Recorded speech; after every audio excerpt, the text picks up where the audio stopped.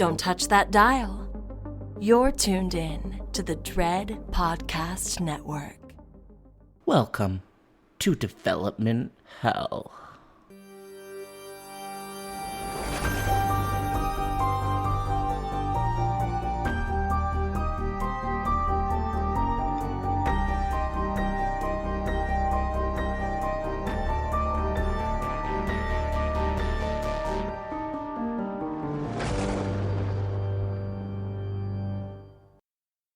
For every horror movie that hits VOD, countless others end up DOA. Development Hell is the podcast dedicated to unearthing these cursed horror productions. We're going to find out what went wrong, and then decide if these titles still stand a shot at the green light. I am your host, Josh Korngut. I am the managing editor of Dread Central. I am also a filmmaker in Toronto, Canada. This podcast is a proud member of the Dread Podcast Network. Today, we're switching things up just a little bit, and we will be talking to the filmmakers behind the very terrifying The Boy Behind the Door. We are talking with David Charbonier and Justin Powell about what it took to get this indie chiller made. If you haven't seen The Boy Behind the Door, don't worry, we're not going to be heading into spoiler territory, although I definitely recommend you checking it out. It is very intense and very scary. The Boy Behind the Door is available to own right now on Blu-ray, so check that out any way that you can. And enjoy this interview with filmmakers David Charbonier and Justin Powell.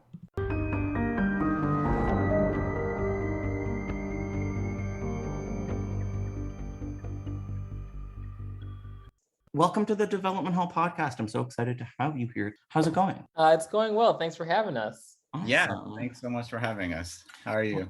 I'm doing good. I was wondering if you could do me the favor of introducing yourselves to the Dread Central audience. Sure. I'm Justin Powell, and I'm one of the co-directors of The Boy Behind the Door, which we're talking about today, and also the DJINN. And David, how about you?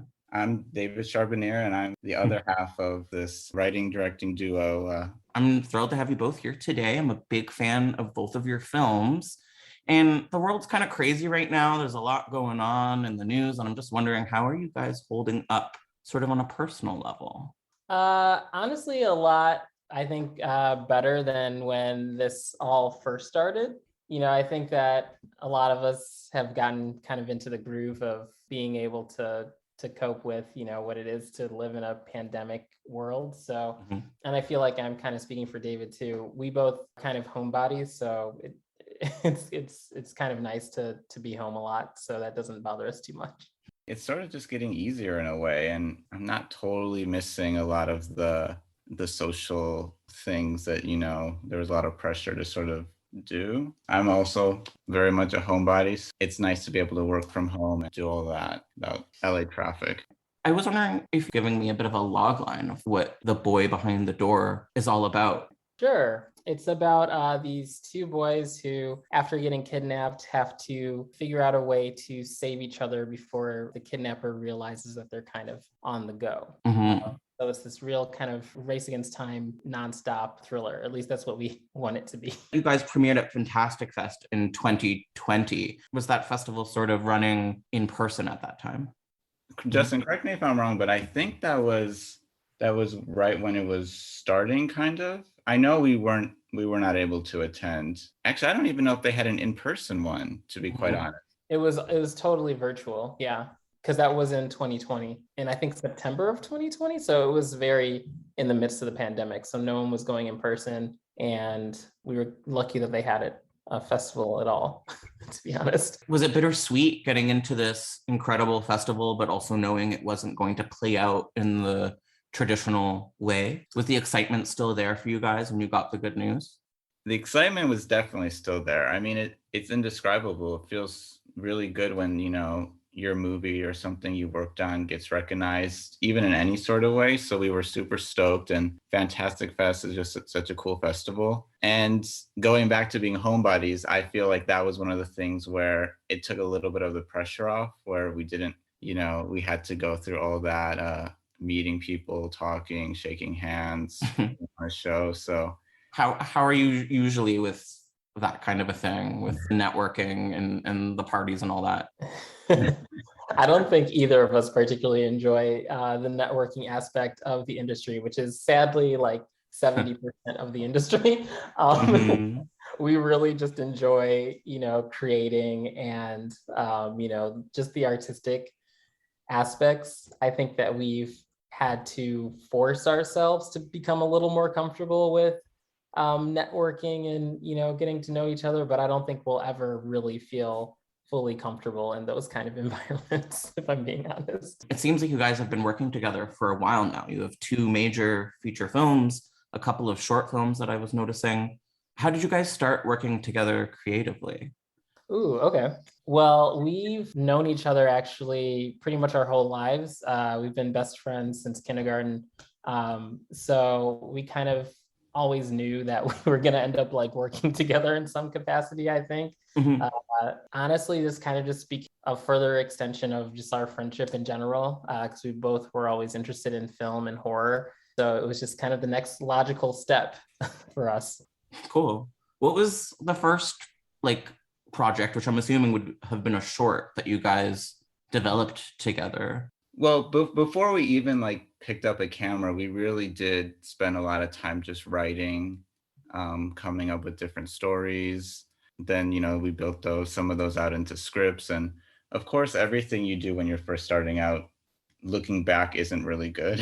First short, I can't really remember what that would have been. I dabbled a lot before I think we ever did anything very seriously. I'm noticing 2 on IMDb that had fun loglines. There was Secret Admirer and Off Season. Were those a little bit down the line? Had you guys sort of done smaller projects before? Yeah. I think we had done some small things before that. I feel like we would consider maybe our first like real short together, like where we were actually writing, directing duos like we are now, was Secret Admirer. That was a fun little creepy short that I think actually really went a long way in helping us get Boy Behind the Door off the ground, because the executive, after we showed that to him, he was, really impressed and kind of was like, oh, okay, I think that they can actually handle a feature. So we'll go with that one. Like of all the things we've done, it's weird.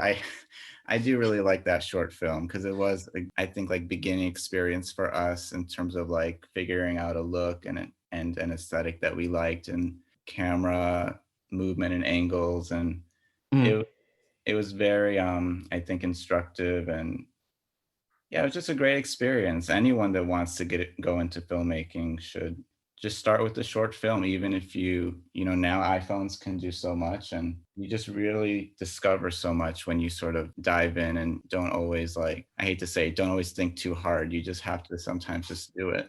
Could you tell me a little bit about Secret Admirer? Basically, it's a short film, so the story is a little bit more simplistic. I think it was really more of an exercise in tone and atmosphere. It's about a woman who gets a gift from an admirer. She doesn't know who it is, and essentially over the short, he eventually he breaks in, and she's not exactly sure if someone's in the house with her or not. Actually, we shot it in my apartment. In the end, he's in the house with her. Scary, and similar themes to, I guess, both the features that I've seen from you guys so far. Before you started making films, was horror a big part of your lives? Yeah, very much so. That was a really big foundation for even our friendship, I'd say. Mhm. And, I think that we kind of consider ourselves just, there's a huge horror community out there, and, that are just big fans of the genre. And we've kind of always considered ourselves part of that, and really just wanted to kind of, create content that really spoke to us and, and inspired us growing up. And so, we're definitely really, really huge fans of horror, suspense, thriller, anything that kind of falls in that realm. Cool. I mean, you can tell with these films that you guys, love the genre. David, where did horror in you start? Do you remember like what the first horror movie that really messed you up as a kid was? Gosh, that's an interesting question.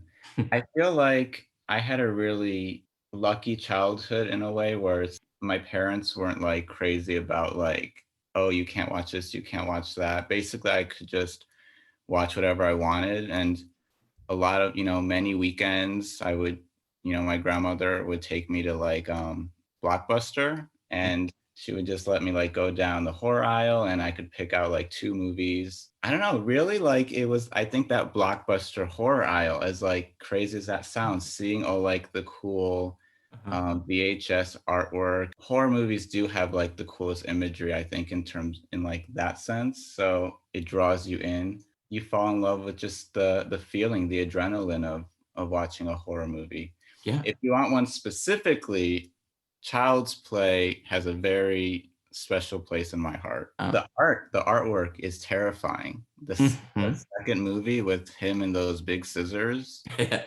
Yes. Yeah, that was definitely one of those ones where I had to like bring up the courage to turn the box over. I feel like that one took a while. And even the stupid tagline on that, which is like, "Sorry, Jack, Chucky's back." I was like, no, it's too real. I can't do it. Do you guys have like favorite classic franchises? Yeah, yes and no. I mean, I feel like oftentimes horror franchises as a whole kind of start to fall apart. They have, they normally start out very strong before the filmmakers are thinking of turning it into a franchise, because the studio's like, oh, this made money, So I've been thinking about this a lot lately though, and I've got to say I feel that the most consistent horror franchise, when you think about, I know what you're gonna say.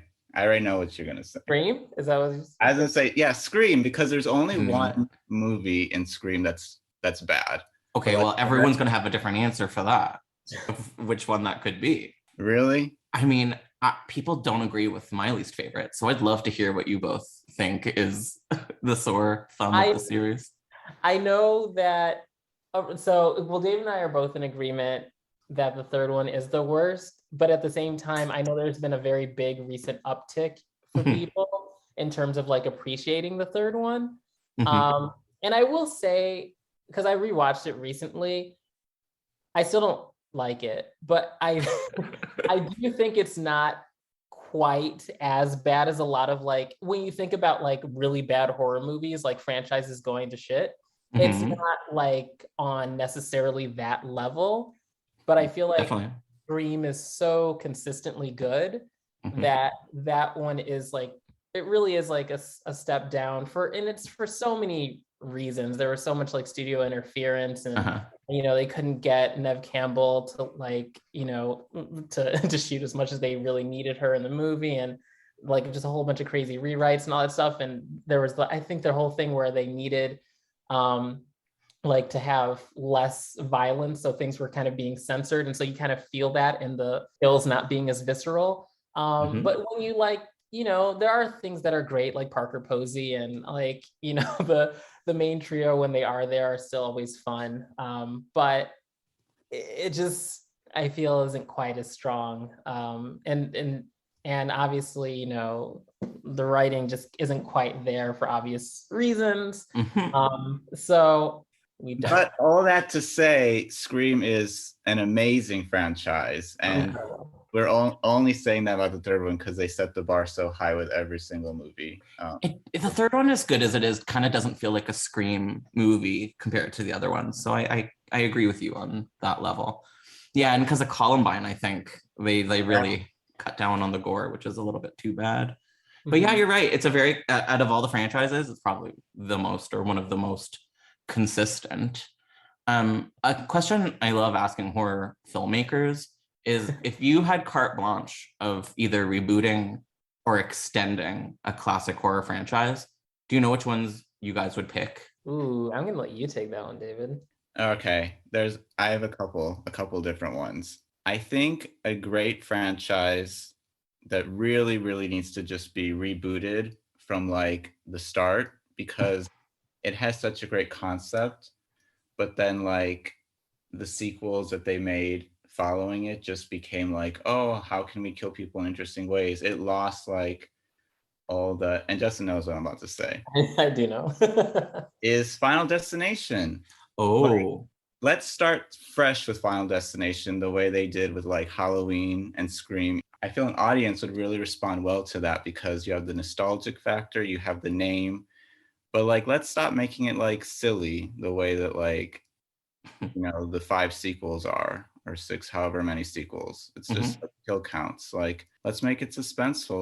Let's get characters that you actually care about, and let's make it a little bit more, I don't know, not like so dreary and that. Yeah, the stakes of that kind of disappear with the other movies. That's cool. Did you know that they officially announced the 6th film pretty recently? We did, yes. It's been a while though since we've seen it, so I'm interested to see what happens with it. You said you had a couple for me, so I'm interested. What are the other ones? Okay, one of the dream projects is one of those things that just has a lot of like different people involved. We have asked about it, is Cujo.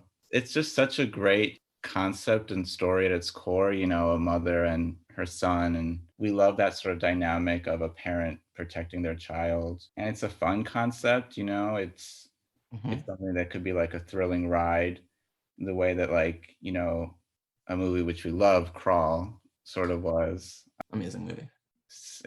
Crawl's really great, but it definitely could have that fun nostalgic factor, race against time.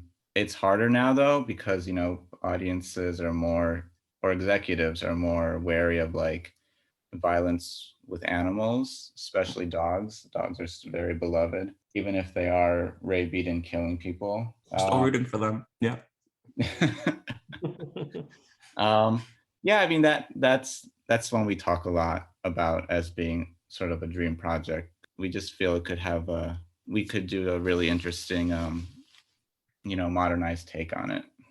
Yeah, and with a bunch of new Stephen King reboots in the pipeline recently and in the future, I feel like it's the right time. How's your relationship with Stephen King? Are you guys big King fans? Josh, if you can get us in with Stephen King to get us a project, I don't know. We would be so forever grateful. Whatever you ask us would be yours. Well, he's sitting right here, but he's making like the face of like, I don't want to deal with it right now. So I'll just talk to him later.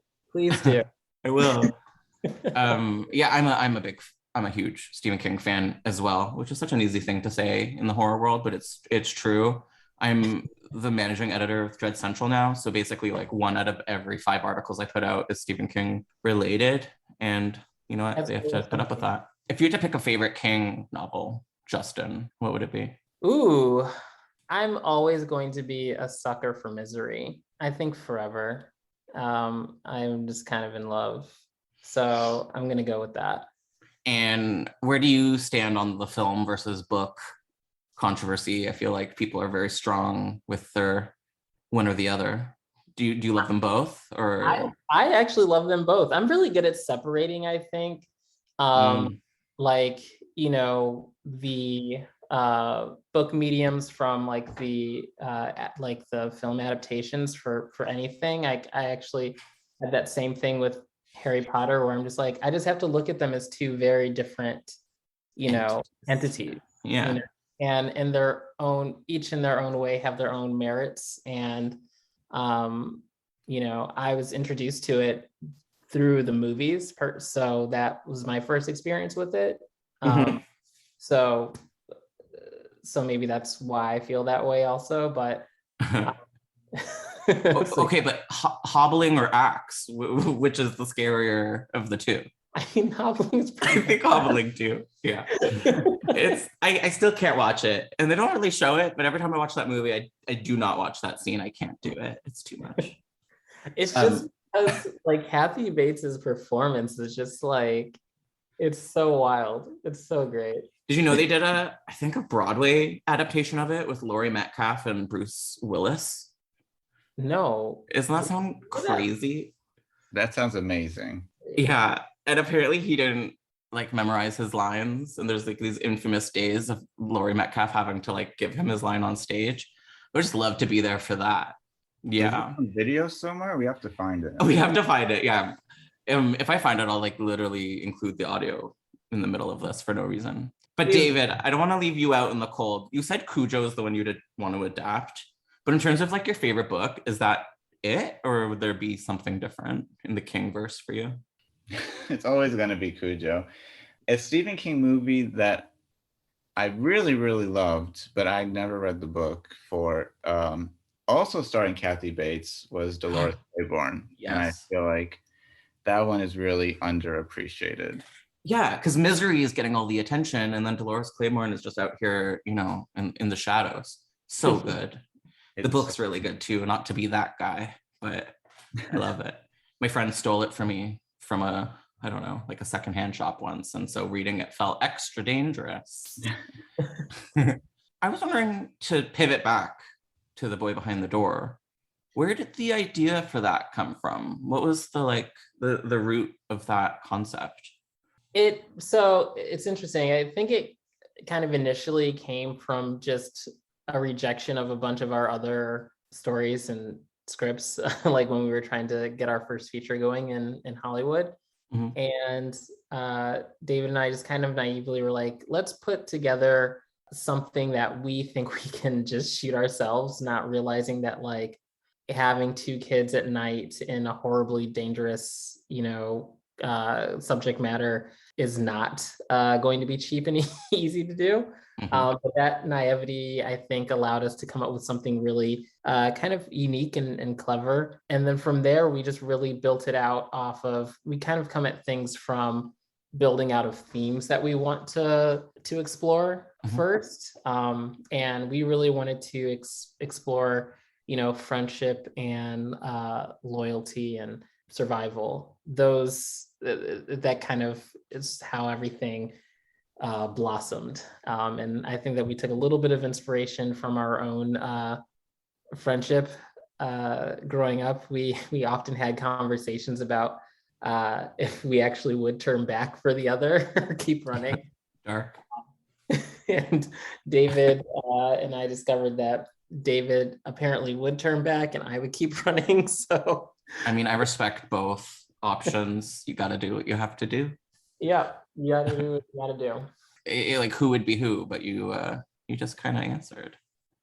David's the Bobby, apparently. I do feel like I'm the Bobby, to be honest. Why? Because, well, like Justin said, because he's the one that turns back, and Justin just admitted he wouldn't. Although I do actually think there's a chance Justin might turn back from me. If like the situation, if like it was really, really dire, and I mean, obviously it's dire, but like if there was nowhere to go, then he might turn back. I could see him turning back versus just hiding in a bush. But I do feel like I'm the Bobby, because Bobby he's very brave, but he's also and he's just a regular kid. He's like, anyone could be Bobby. There's nothing that's like uniquely special about him or his skills or anything. But I was just gonna say that was something really important for us when developing the characters. We wanted to keep them slightly vague in a way where sort of anyone could sort of place themselves in either of their shoes. Both terrifying positions to be in. I would have died in that trunk, and I have to just be at peace with that. But these kids are amazing. What was the casting process like for these two? I know that you worked with with Ezra Dewey. Yes. So what was it like casting these two for this film? That was honestly one of the most fun aspects of the entire process. I gotta say, I remember that David and I, while we were writing it, and especially once we were finished, we were fairly terrified of what it would be like trying to search for kids to helm this kind of movie. Yeah. And fortunately, we just got linked up with this incredible casting director, Amy Lippens, who we can't sing her praises enough. She's now a very dear friend of ours. Love Amy. Absolutely love Amy. And she just made the process fun and easy. She's the one who thought of Lonnie and This Is Us. Like, we were familiar with him because of that show, but she was like, I think he'll be perfect for this. And we met with him and his mother. Just immediately, we really knew that he was the right fit for Bobby.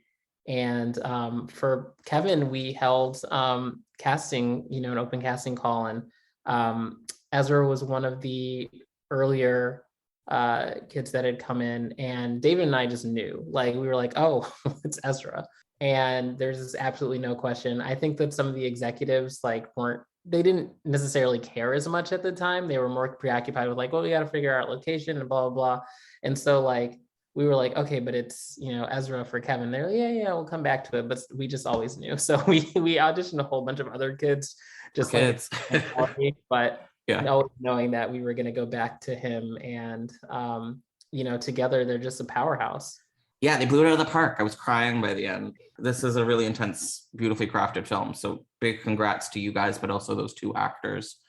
Something that I'm very curious about is I noticed that one of the producers on the project is Rick Rosenthal, the director of Halloween 2. How did he become involved with this movie?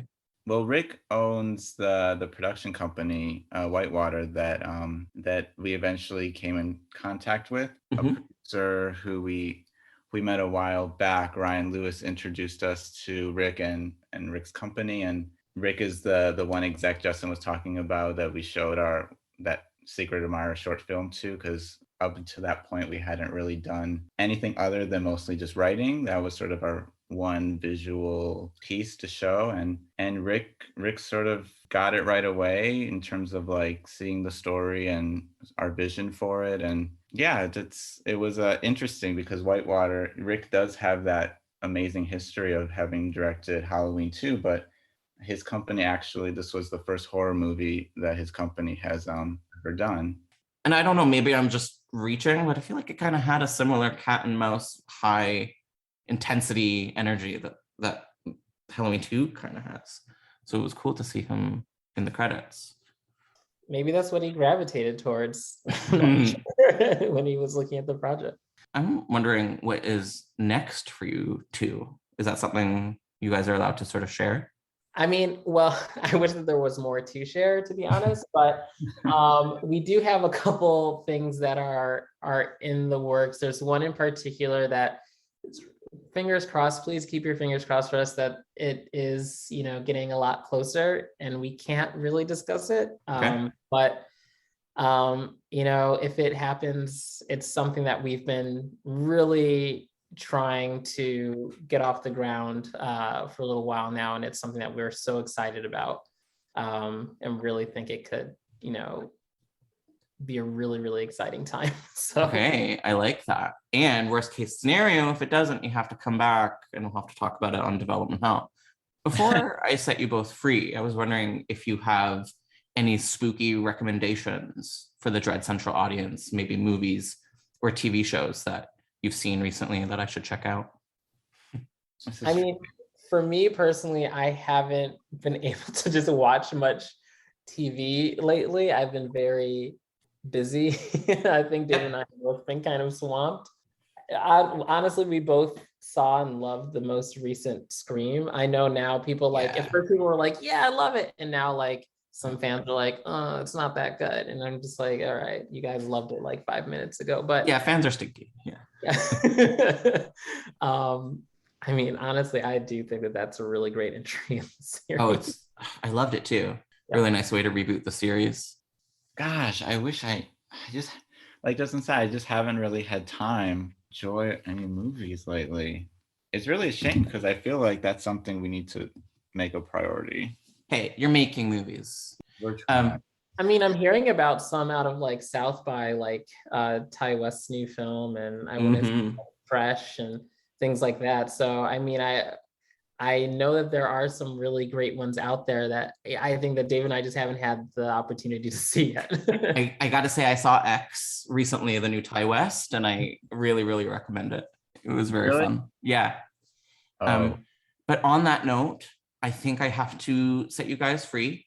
Thank you so much for talking with me on this podcast today. And yeah, I hope I get to talk to you guys again soon. Thank you so much, Josh. This is great.